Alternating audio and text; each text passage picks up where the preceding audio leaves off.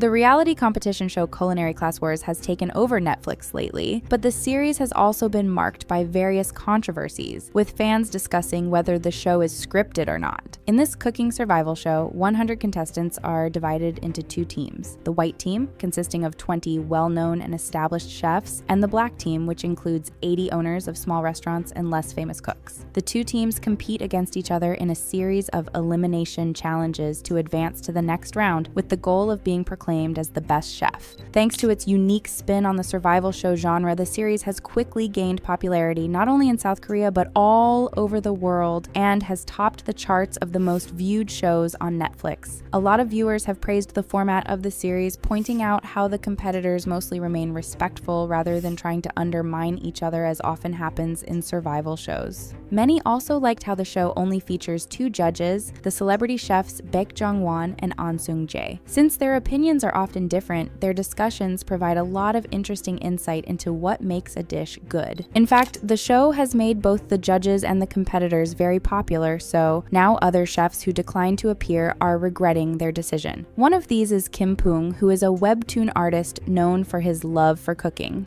He has previously appeared in other cooking shows, such as Please Take Care of My Refrigerator, and often rivaled professional chefs with his skills. So many people were surprised that he didn't appear this time. He revealed that he was contacted by the production team of Culinary Class Wars, but he declined the offer, confessing that he had lost interest in cooking. Another star chef who has appeared in many cooking shows but wasn't in Culinary Class Wars is Raymond Kim. However, he revealed that he has participated in a role behind the scenes, serving as a consultant for the show. One chef that instead is in the show and has caused a lot of controversy is Sung-kyung Longest. She's a star chef and a member of the white team, but unlike most of her teammates, she began as a self-taught home cook and became famous by winning another competition in the American TV show Restaurant Express. Her story is surely inspiring, but in Culinary Class Wars, she has faced a lot of criticism for her lack of teamwork and communication errors with other chefs. While she won her match against one of the black chefs in the second round of the competition, her team suffered a defeat in the following round because of the mistakes she made. She made a major blunder when she forgot to cook potatoes for more than an hour, but instead of taking accountability, she blamed her teammates for distracting her. She also had various conflicts with her teammate Choi Kang-rak, and when his idea was accepted by the team over hers, Sung-kyung began complaining. Irritated with the situation, she kept making more mistakes and repeating negative comments, leading her team to a poor performance and a defeat. After the episode aired, Sung-kyung shared a story on Instagram criticizing the editing of the show, suggesting that the producers had portrayed her in a bad light on purpose. Evil editing or not, she still received a lot of backlash for her actions on the series, and even got a ton of malicious comments, especially from Korean netizens. In an Instagram story, she shared some of the comments targeted at her on YouTube, which were often filled with insults. A few of these comments were also discriminatory, as netizens attacked her for the fact that she got US citizenship through her husband. Some even called her a foreigner despite the fact that she was born and raised in South Korea. Sung-kyung added that these weren't even the worst comments she got, revealing that there were over 8,000 insulting comments just on one video of hers. She kept addressing the exaggerated criticism and the insults she was receiving with more Instagram stories, and even joked about the issue, comparing the way global fans and Korean netizens see her with a funny image. While this issue has caused a lot of discussion online, the series has also received criticism for other problems that emerged as more episodes were aired. Probably the most unique issue about the series regards the voice actors in the dubbed versions of the shows. Many Netflix shows aren't dubbed into other languages unless they're expected to be huge hits because of all the additional costs involved. The fact that Culinary Class Wars is available in several dubbed versions means that Netflix already knew that the series would be successful outside of Korea. However,